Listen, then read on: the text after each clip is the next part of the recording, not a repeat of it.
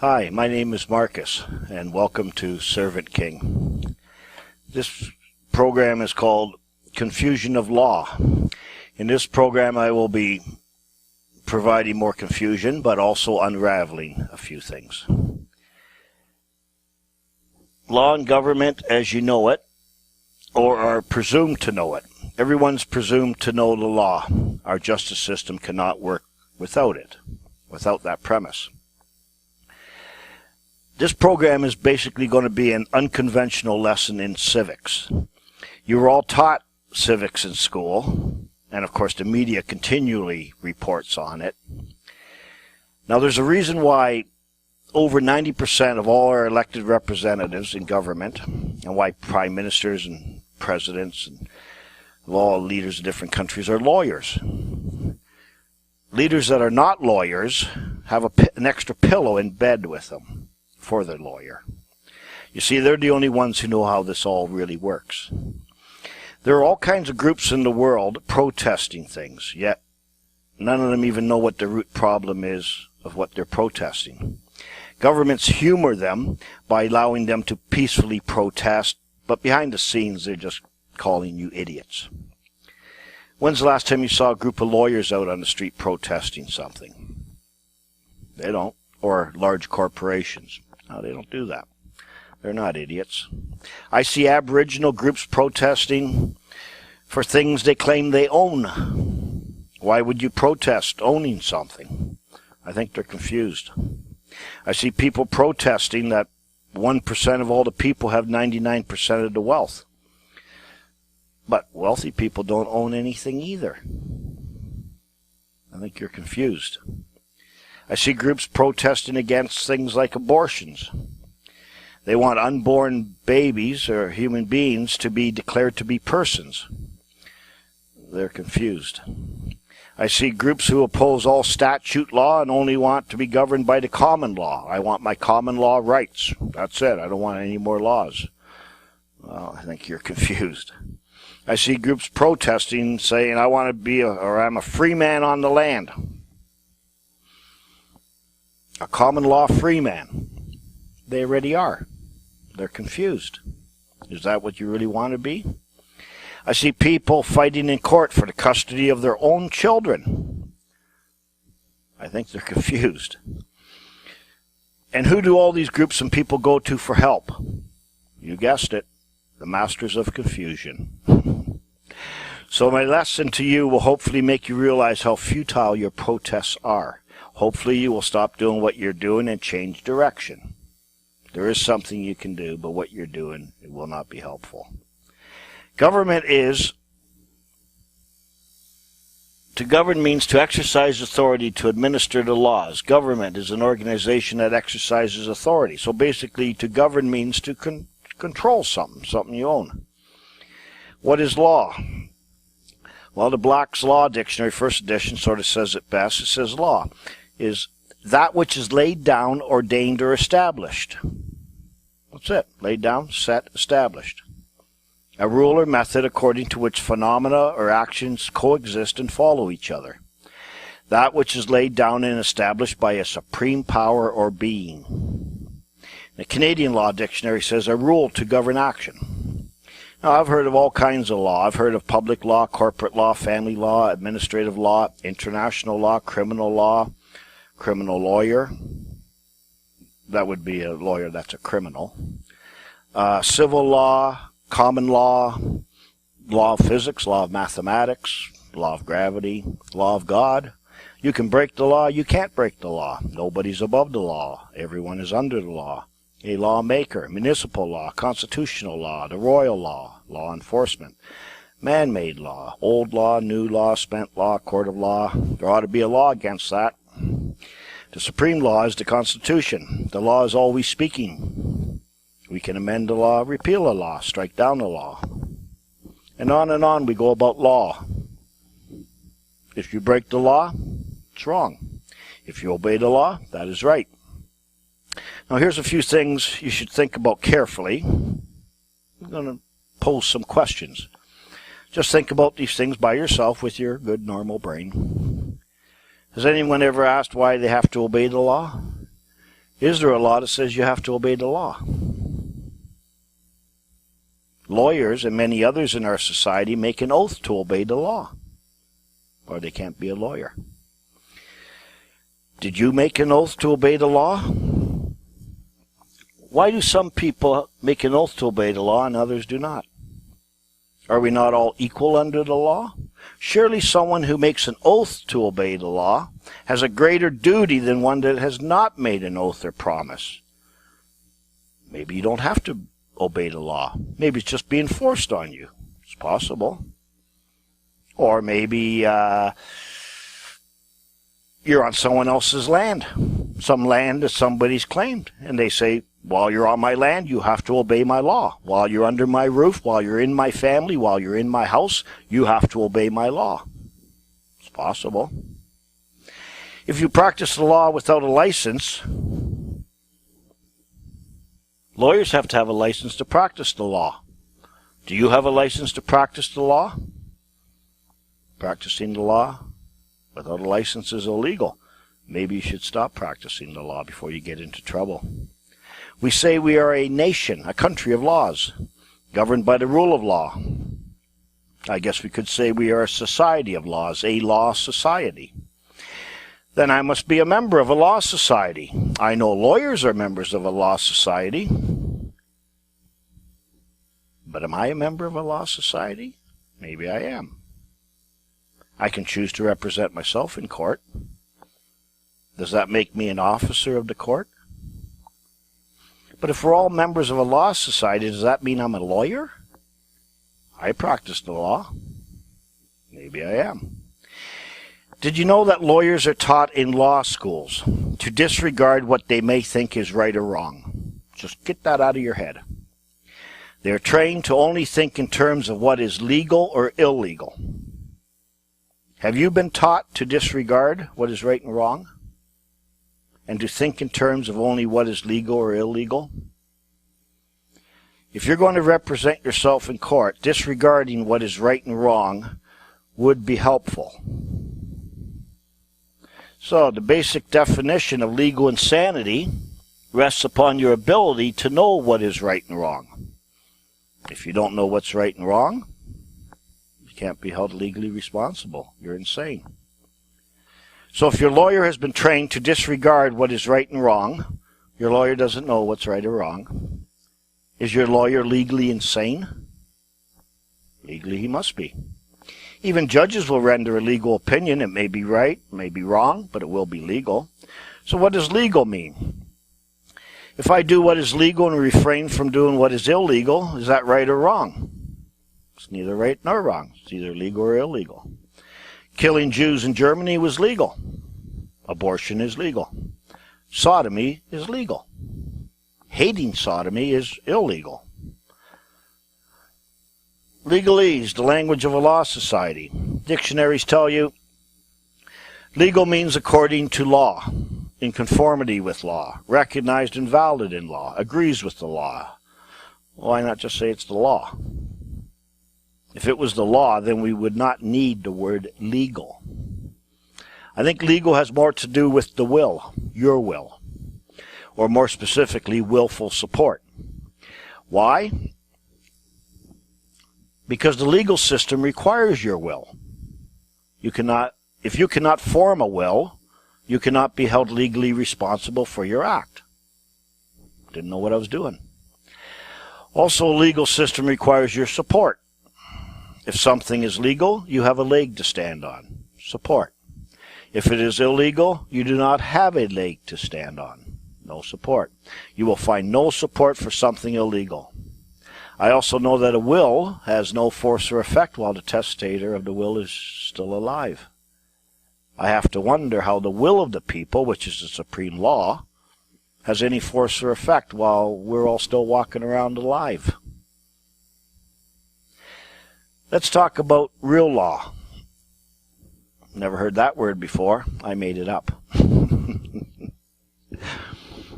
We've heard of positive law, but what's real law? Well, real law is just the way things are, the way things ought to be. You could say that real law is always right and proper. I wonder if we could make real law illegal. The law of gravity. That's real law. Just the way it is. I can't create it, amend it, repeal it. It's been laid down and established by someone. Someone made that law. Maybe I could get my member of parliament to write a bill to amend gravitational law. If I can get that law passed, I'll be able to jump 60 feet high, like Superman. I'll be able to practice the supernatural. Something beyond, something that transgresses the law. I've just told you one of the most important parts of the trick. Making laws is the practice of the supernatural. Law of mathematics. Who made 4 plus 4 equals 8? Who made that law? 4 plus 4 equals 8 is right. 4 plus 4 equals 9 is wrong. When I was in school, the teacher would say, that's right, that's wrong. That sounds like real law to me. I remember when I was in grade 11, I took a course in legal math. Yeah, legal math. I remember the teacher asked me, he said, Marcus, what is 8 plus 8? I said, 88. She said, no, Marcus, that's illegal. That's illegal. I had to go to jail for a month. So, real law is something you can scientifically test repeatedly and always get the same result. That is law. Laws cannot be changed. It is established, or it's not real law. It is immutable. What makes law enforceable? Well, the promise. What makes law? The will of something. What makes law enforceable? The promise of the will. What makes a promise enforceable? The right of the promisee. The one who received the promise. He has a right to that. You see, the will is always about the future. It is like prophecy. I will see you next Tuesday. You never say, I will see you last Wednesday. And if you say you will, come and see me next Tuesday, that is a promise, and I have a right to it. Are you going to keep your word? Now, that's all you need to know about law for now. What is law? This comes from the Ministry of Justice, Justice Canada website. What is law? Then the next thing underneath, they put why we need laws. You see, this is a bait and switch. They're going to tell you what is the law, but they can't do that. So now they're just going to tell you why we need laws, but you're going to think they're telling you what is the law. So I'll read this little short thing they had on their website, government website. Almost everything we do has a set of rules. There are rules for games, for social clubs, for sports, and for the workplace. Rules of morality and custom should tell us what we should and should not do. Rules made by government are called laws. Laws are meant to control or change our behavior, and unlike rules of morality, they are enforced by the courts. Excuse me? Unlike rules of morality, the courts don't enforce rules of morality. They just said morality and custom tells us what the law is. Just contradict themselves. If you break a law, whether you like that law or not, what do you mean whether I like that law or not? It's either your law or it isn't your law. It has nothing to do with liking it or not liking it. See, they're not going to tell you what the law is, how the law is made, and how this works. They just tell you whether you like it or not. Send a policeman out with a gun, force it on you, scare the hell out of you. You don't know anything about the law. This is your government writing to you. Whether you like it or not, obey the law. You may have to pay a fine, pay for the damage you've done, or go to jail. Ever since people began to live together in society, laws have been necessary to hold that society together. Did you know that? Is that why we have law? To keep you in captivity, locked together in a society?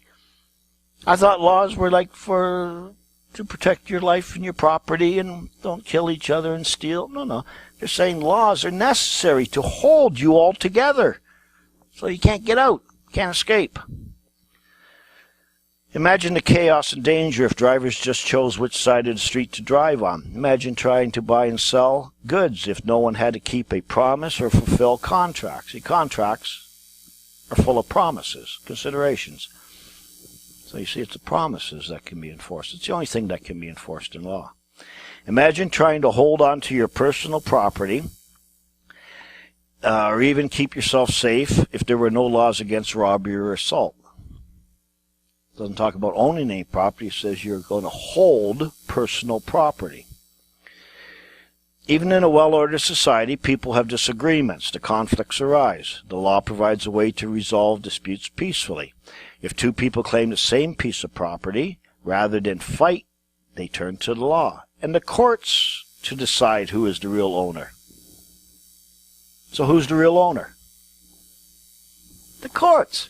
The court is the owner. Only the owner can decide what to do with this property. The courts will decide who can have or hold it, keep it. They put real owner. That's a lie. That's a fraud. Your own government, when it lies to you and says you're the owner, it's not true. That's a fraud. That's not even ambiguous.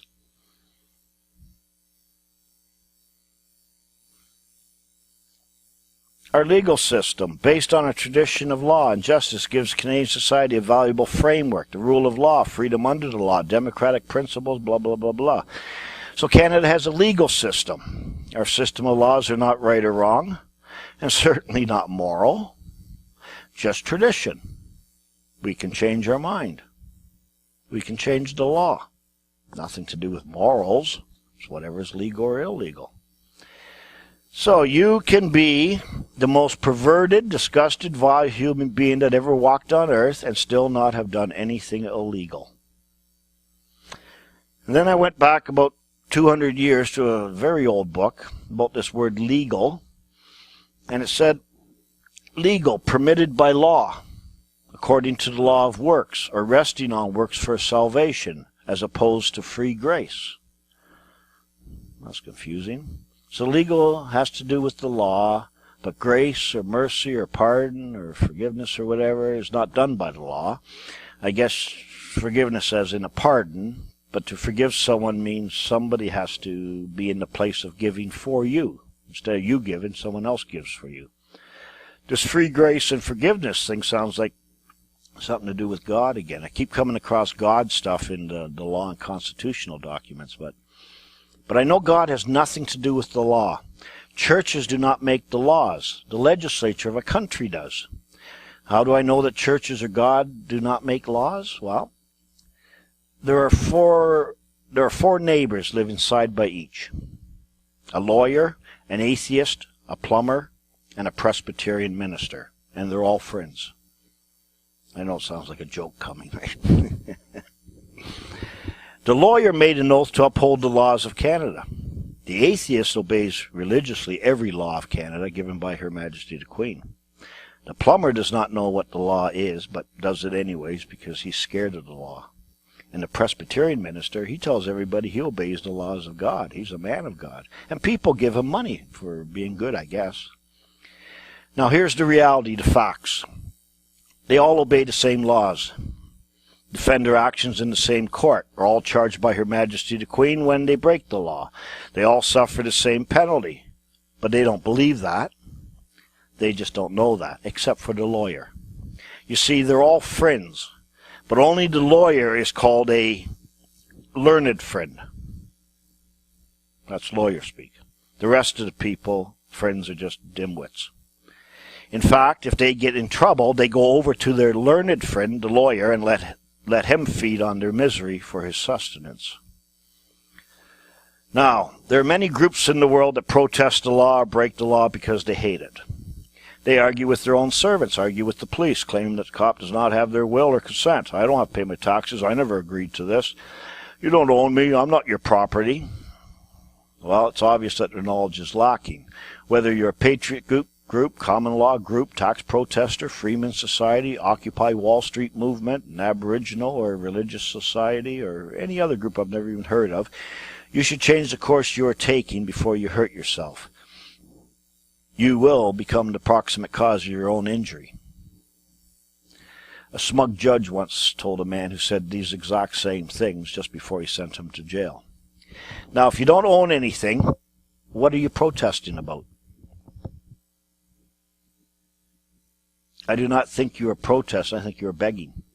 If you don't own any property, who are you protesting to? Just manage it and regulate it yourself. Or sorry, if you do own property, just no sense of protesting, just manage it and do it yourself. Do some real work and mind your own business. But right now, you don't own a business. You're told you do, but you don't. That's deception. That's a lie. That's a fraud. If people owned their own thing, this world would be so productive. We'd be so much further ahead. But anyways, I will explain and show why you have to obey the law and protesting the law is futile. I'm also going to explain basic law and government as you practice it. Any lawyer could do this, but they won't. They presume you already know. If you knew what he knew, you wouldn't need him, and he would have to get a real job. You only need a lawyer for what's called P&P, pleading and procedure. See, they have a procedure on how you plead and beg and solicit, pray, petition your God.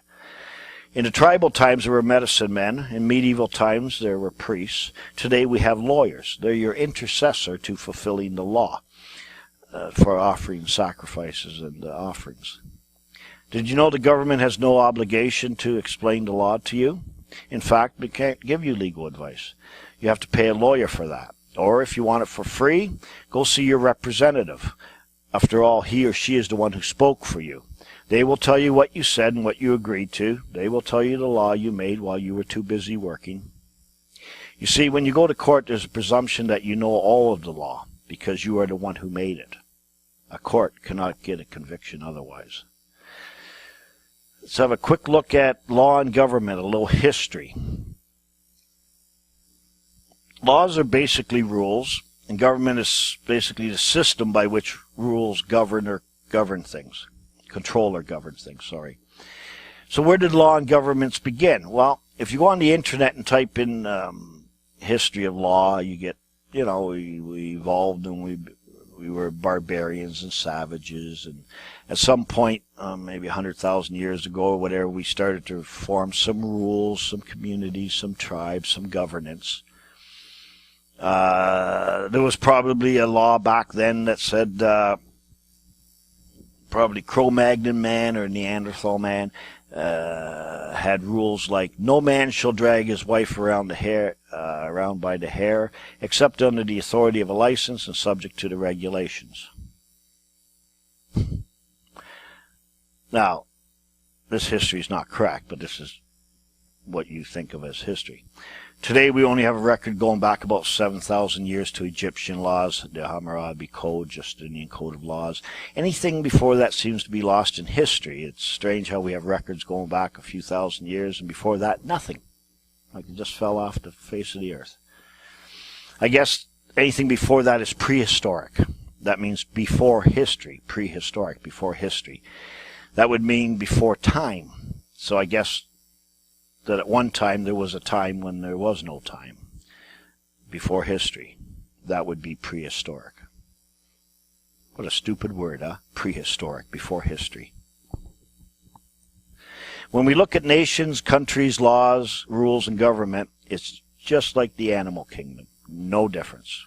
No laws governing this. When man as a human animal developed, they probably decided that fighting each other and killing each other and stealing was not good. So they formed groups, families, clans, tribes, nations, countries, communities, societies. Each group would claim a territory, mark it with their scent.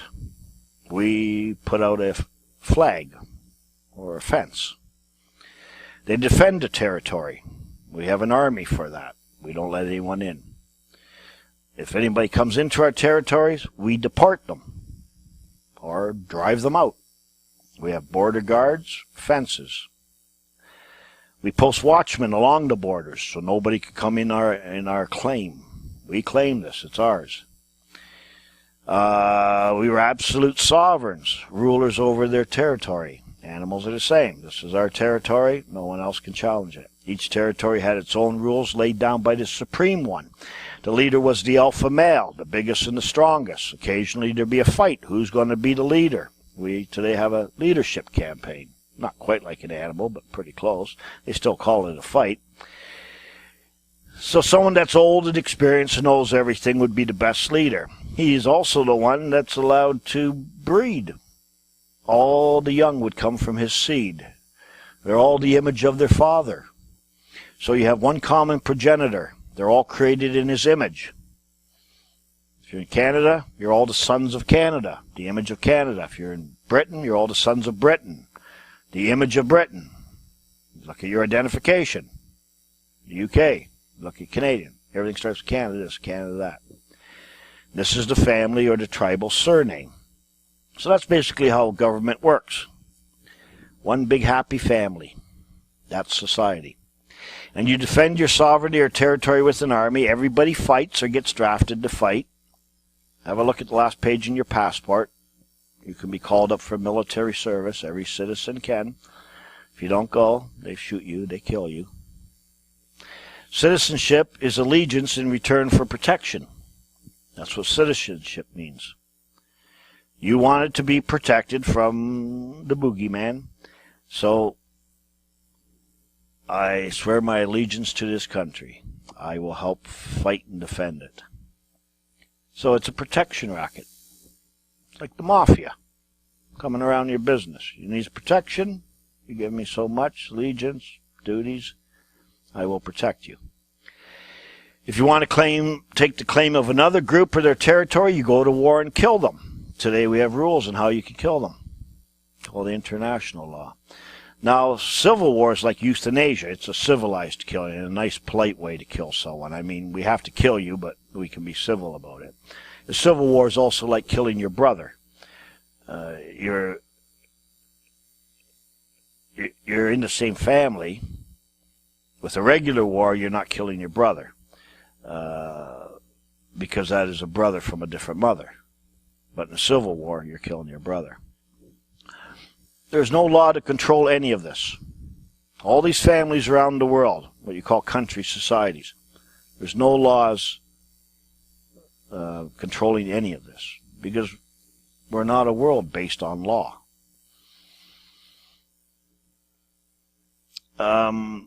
So that's basically basic history of law and governments, and that's how our world works. Now, there's always, in every society or family, there's always one at the top. Doesn't matter how many make up the whole society or family. There has to be one top guy, one supreme being, like a father, like a god.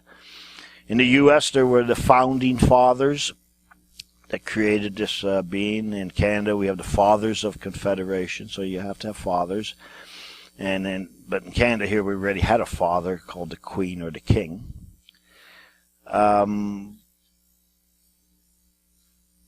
So let's look at how laws are made in two countries like Canada and the U.S. But the principles are virtually the same for all countries, unless it's a pure dictatorship. So how is the law made? Well, I'm going to tell you something that nobody knows. It's a very well-guarded secret, but I'm going to tell you. Here's the secret. There's nobody here on earth but us people. And you're probably thinking, oh, I know that. No, you don't. I'll show you in a minute why you don't know that.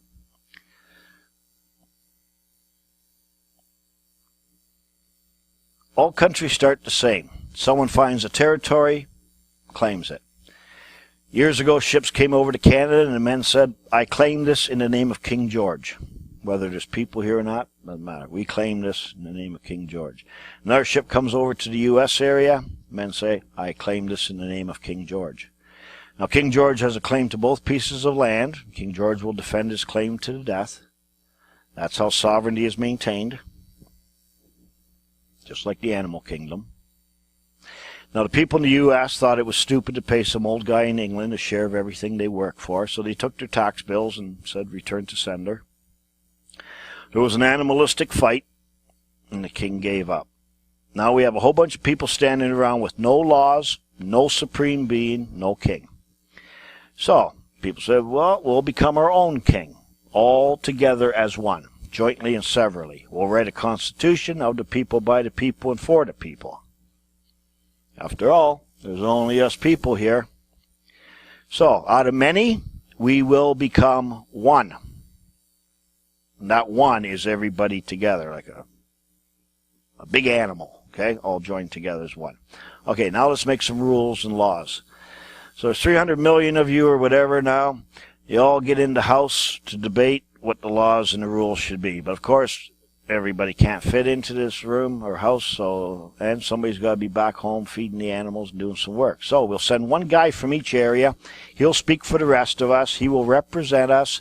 We will be the constituents. We will be part of this. He will speak for us. He will carry our voice. So I'm actually saying it. And it will be the same as if I'm there. And he will vote for us. This way we'll all equally be lawmakers of the law. We are the sovereigns, all jointly and severally together. We'll all get to be the Father, the Supreme Being. We are free men on the land. So you form a sovereign state. You form a God. Right? A God power. One which governs itself independently of any foreign power. Nothing but the people have anything to say about the law. It is exclusive to the people. Now, you don't think you formed a God. That's a different word, but in law, you have. Now, you all have to agree with this because you're all freemen. You also have to pledge allegiance in order for all these agreements to be binding. So you all got to make an oath of allegiance to the one. But everyone's the same. You're all men, women. You're all equal. You can't pledge allegiance. There's nobody higher. So we got rid of the king, so we'll just pledge our allegiance, not to the king, because he's gone, the flag. So we just take a rag, put it on a pole, and pledge allegiance to the flag. Nobody in their right mind would do something like that, but people do. And then we just make the kids, from the time they're little, every day, pledge allegiance to the flag, to the flag, to the flag, loyalty to the flag. And it'll just become normal. This really is just self-allegiance and self-love. And we'll sell this concept as being the greater good. So the making of a law. One of the representatives, someone from one of the districts, stands up and says, there ought to be a law against that. Law against what? So he says, I'm going to write a bill. It says we all want to wear seatbelts when we drive. Everybody debates it. They vote on it. They agree. They vote. The majority wins. This bill is now passed by the House. Then with one loud voice through one speaker, we say, let it be enacted. Send her off to the president, and this is how we will act. So it's your will, written in a bill. Your name's on the bill. This is exactly how we're going to act. The exact details are in the Highway Traffic Act. Wear your seatbelt. This is the script. It's called Scripture. You must follow the act. It is your will, and your will is the promise, and your promise can be enforced by law. You give the bill to the president, and he signs it into law. Now it's time for you to perform, time for you to act right, time for you to pay the bill you wrote. The president will make sure your will is executed, carried out. He's your servant, the executive branch. He holds the bill.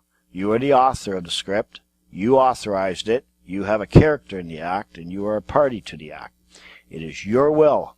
You're the boss. Your will. You said, I will wear my seatbelt. It is a promise you made in a parole contract. So who made the laws? You did. You said, I will do this and I will not do that. When you say, I will, that is a promise, and a promise can be enforced or demanded in law. The promisee has a right to your promise. Who's the promisee? All the other members of the house. All the members of your society or your family. All have a right to your promise. You said, I want policeman to stop me if I'm not wearing my seatbelt. You said, I will pay $85 fine if I don't do it and get caught. In court, the executive has to prove your will, what you wanted, and that you did not do it. That is your conviction. It is what you believe should be the law, how you should act. You pay your servants to carry out your will, your desire. Judges are there to administer your judgments, your will. not their own judgments. The executive branch is there to carry out and execute your will. They hold the bill and your name is on it. So, who is the government? You are. You govern yourself. But you do it as one. You are the executive, the judge, and the lawmaker. You are all three branches of government. You are. Of course, someone carries out the role for you, and you pay them for their service to do it for you. This is your public servant. They only remind their masters what they wanted in the rules you made, because you were too busy watching Law and Order on TV while all this was going on. How can you know all the millions of rules, laws? Well, many are advertised or made known through the media. Your neighbor will tell you. Parents will tell you. But all must be posted. Why do people protest against themselves? This is what you wanted. The power came from you. You should be happy. But of course, nobody really understands how this all works. If everyone understood this, hardly anyone would ever be in jail. Why would anyone do something contrary to their own will? You'd have to be insane. All disgruntled protest groups are merely protesting their own will. You said you would get a permit to protest and do it peacefully. There's a law on that too. And if you don't, you said the policeman will come and clobber me on the head. You asked for it. You commanded it. And now you say, I don't like that system of law called democracy. Well, democracy is like 4 wolves and 2 sheep debating on what's for dinner tonight. 51% of the people can, by and through democracy, make the other 49 do anything by law. Even your rights are not absolute. They can be taken away too. Isn't that cool? Gotta love free will. Gotta love being a free man. Maybe now you know how your servants got your will and consent, how they got your power. Here's the illusion. The government is no one. There is nobody here but us people. In other words, government should be viewed as a public trust, rather than the people who work for it. The servants work for a trust, your trust. You live in a self-governing society. You govern yourself. Even the people who work for the government are part of the government. See, an illusion is something you see but does not exist, and it's an erroneous mental representation. You are the government. You live in a self-governing society. Your servants are administering and executing your will. Of course, once you've made your government, you've lost all control. It's done by trust. You better trust them. Next time you feel the need to protest your government, just stand in front of a mirror and argue with whoever you see. It would be best to do it in private, because if anyone sees you and that information gets to court, they may lock you up in an insane asylum and force feed you some medication. Excuse me. Now let's look at slight differences in Canada. I gave you sort of the U.S. thing there. In Canada, sovereignty is not in the people. In practice it is, but not in law.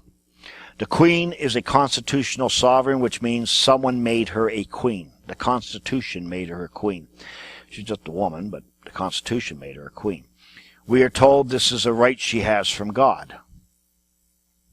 It's not true, but that's what they tell you. Or maybe she's referring to a different God. We'll find out later. Now, everybody knows she's just a woman like any other woman. But when she puts on the crown and a nice dress, we call her a queen.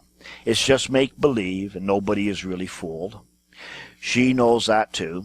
Her own motto is, she must be seen to be believed. That's her motto. You have to see me to believe me.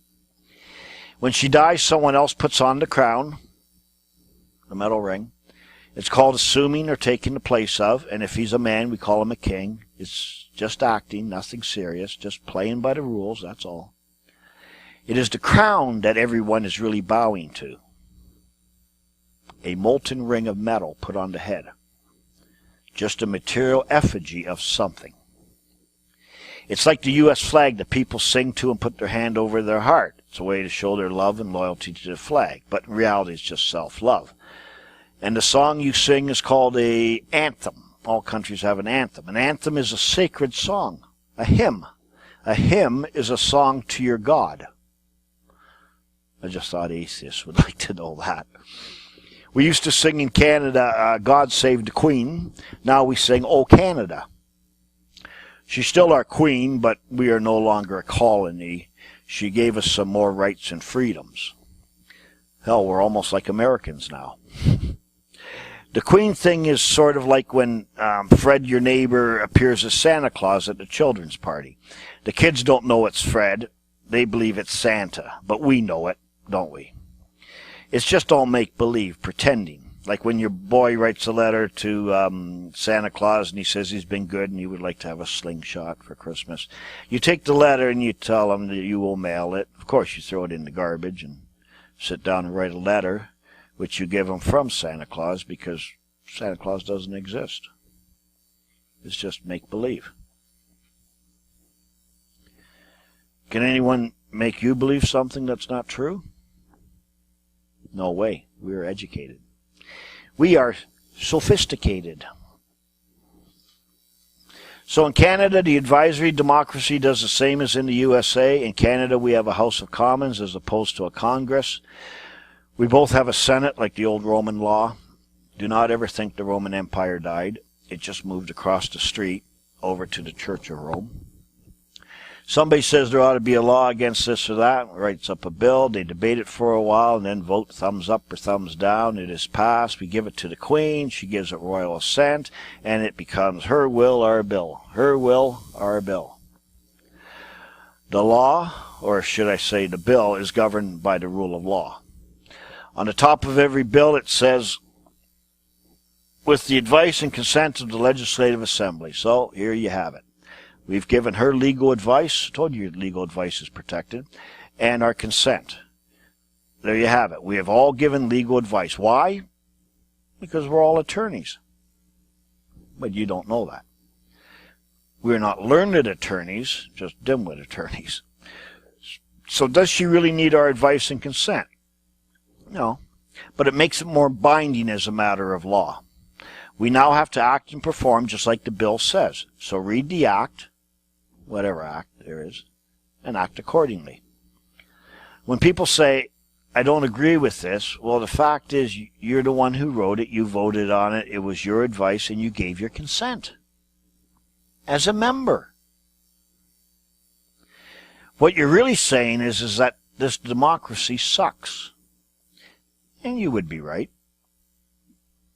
But you don't know how to get out of this because you don't even know how you got into this. Hell, you'll even go out and fight and die for democracy because you've been told, this is fantastic. It's the best system in the world. We live in the best country in the world. Every country, they all believe they live in the best country in the world because they've all, right? Except for a few countries where they want to come to another country.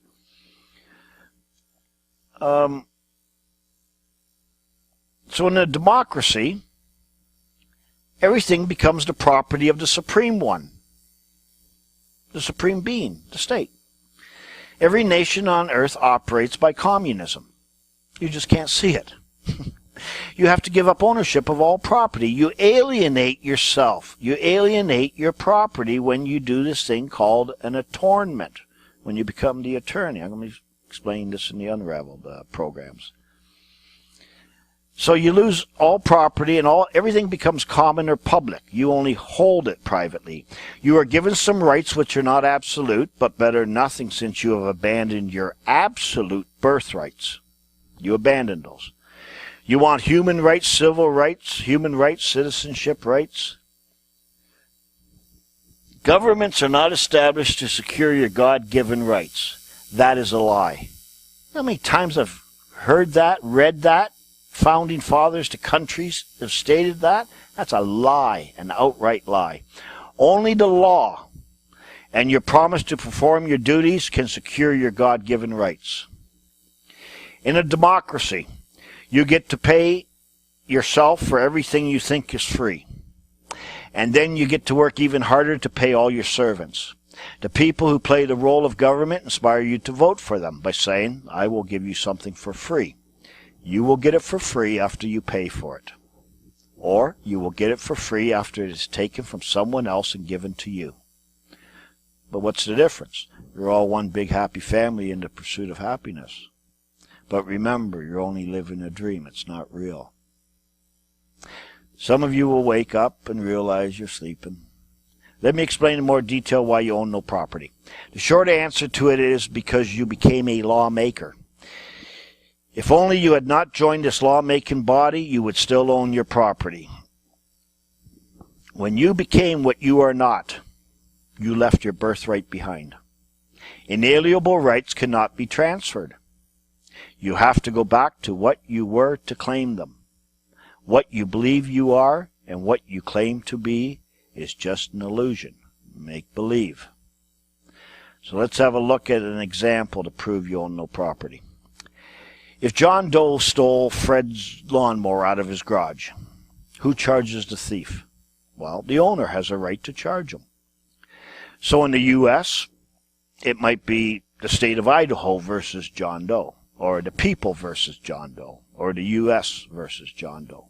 In Canada, it's also the owner. Her Majesty the Queen versus John Doe. Fred doesn't charge anybody. He doesn't own anything. He's only the tattletale. He's the one who phoned the cops. If convicted of the crime and a fine is paid, does Fred get the money or does the owner get the money? The penalty. Who gets the penalty? The owner. Fred doesn't get a penny. Nobody stole from Fred. Fred doesn't own anything. Fred had it, but doesn't own it. Fred doesn't even have to go to court.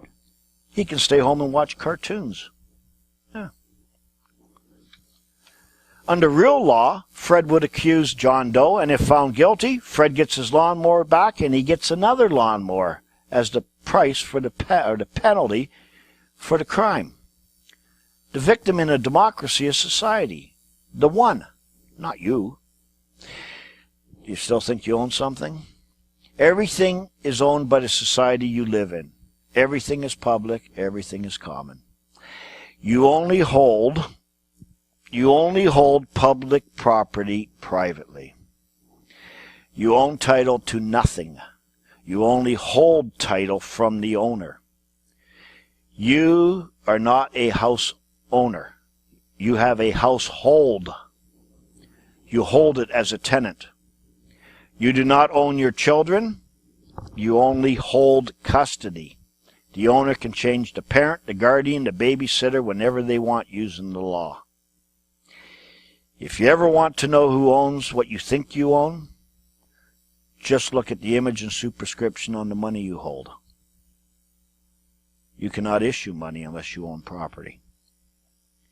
This is a good time to have another glimpse at the trick and the illusion and how it works. A fundamental, probably the fundamental concept of law is that one can only apply his will or rules to that which he made, which he owns, what's his. That's it. It's the most fundamental thing about law. If it's not yours, you have no say. If you try to control something or someone that is not yours, that's unlawful. So if you want to be a lawmaker, a governor, if you want to create something, anything, if you want to be a lawmaker, a governor, you have to create something, anything. But of course we are human and can create nothing. So what does create mean? Create means, it comes from the Latin ex nihilo, which means out of nothing, out of nothing. To bring into being from nothing, to cause to exist. Creation is magic. It's a mystery. We can't create anything. We can't take nothing and make something. That's a supernatural act. We're part of nature. We're part of the creation. We're not the creator. And when you think you can do that, you're practicing the supernatural. You're practicing the occult. So creation is a supernatural ability. It does not exist in nature. There's no creation in nature. Nature is the creation. God is supernatural. He's above nature. He is the author of nature. As a sovereign, we are practicing the supernatural. That is called the occult. And we practice it with magic words. We create nothing and believe it is something so that we can apply our will to it. I'll be elaborating on this more later. So, first the people who had no law, standing around in the field, after they got rid of their king in the U.S., they created the U.S. Took a claim, and we're going to make this into something. They wrote its constitution, and a nation was born. Born of you. You gave it birth. The people gave it birth. Now, can the USA give you birth to you? You already created the Father. Now all you need is a son to do the Father's will. Yes, the U.S., the one, will give you a birth certificate. It's not a real son. It's only a make-believe son. But it was devised and created to serve the purposes of government and society, sort of like an immaculate conception. It is basically just magic. If you can recall, this is exactly what Judge Blackstone said about persons. He tried to codify the common law. He said, an artificial person, a mask, an identity, was devised and created for the purposes of government and society. It is a non-living entity or being created or birthed in the image of the U.S., and there will be a date it was issued, a day that this being came forth. At this point, you may use it as your proof of claim to be that. But since you cannot, the best you can do is think, act, and speak for it. And of course, believe you are. And when summoned to court, you must appear to be. I think, therefore I am. It is your mask, and that is how the oldest trick and illusion in the book is done. The trick or illusion is so normal and usual that no one can see it or grasp it.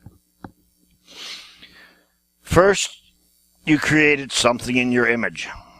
Then you claim to be the image of what you created. This is pure occultism. You now have a false identity, a counterfeit, a token. And you personify it. That means you give body to it.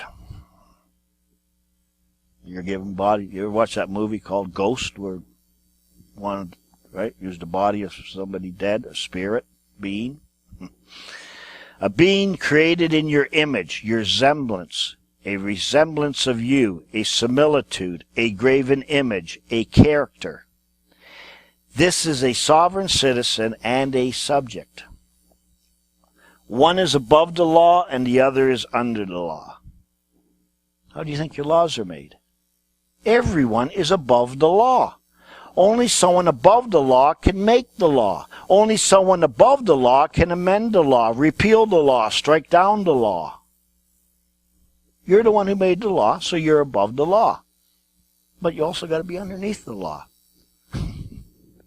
So you're both lawmaker and law obeyer.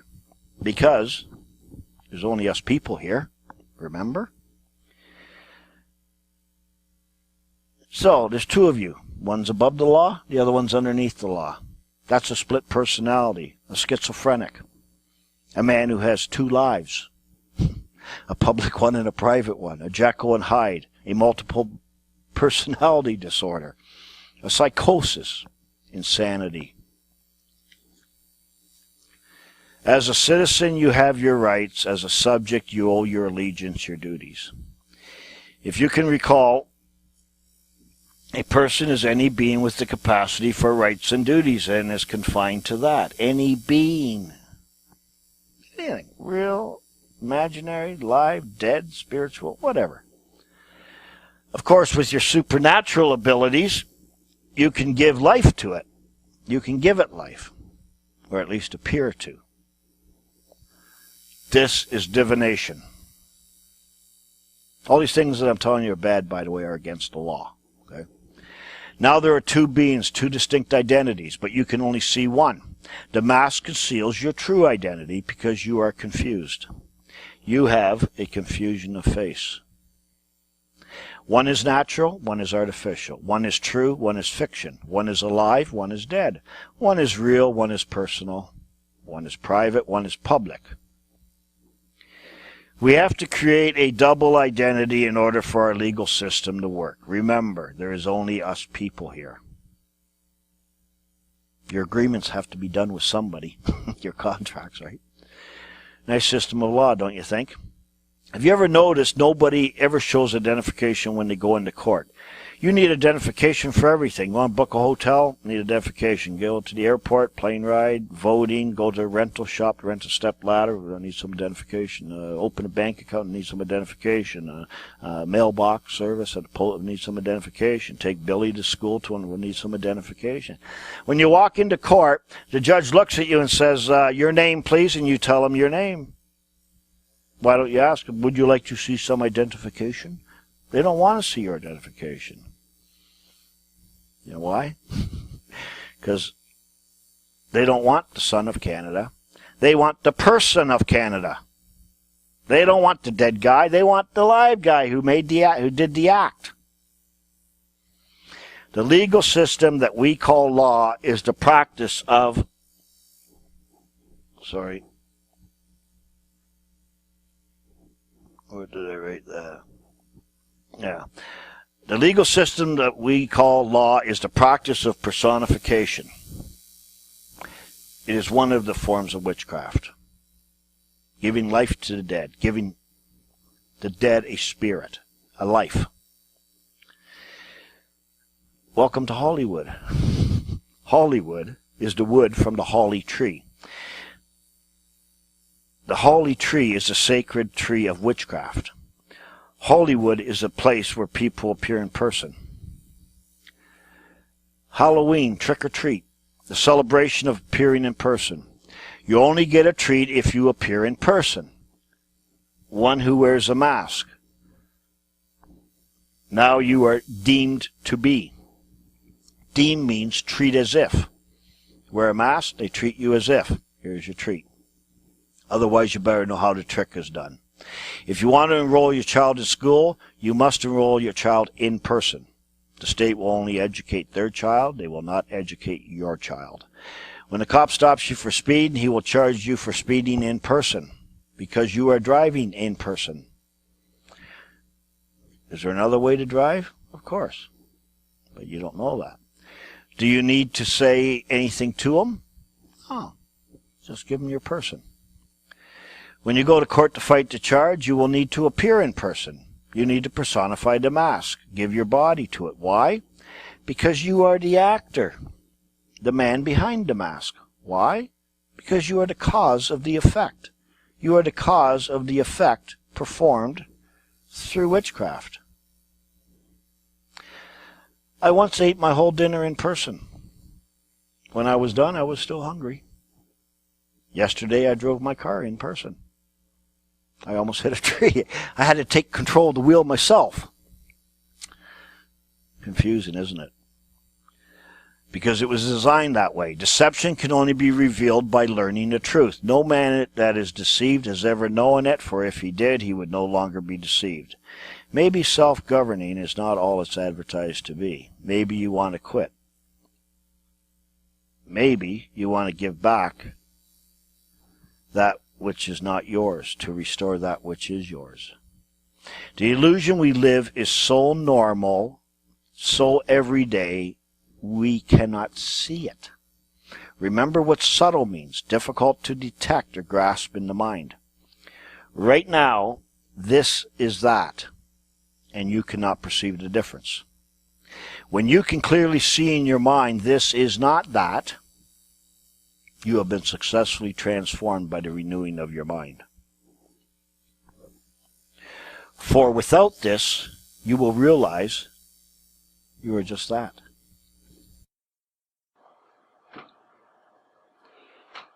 In the next video program, we will look at a few different concepts that led to my discoveries. You will need to understand what they are in order to grasp the unraveled presentations. I call the next program simply The Confusion of Things. Till then, my name is Marcus.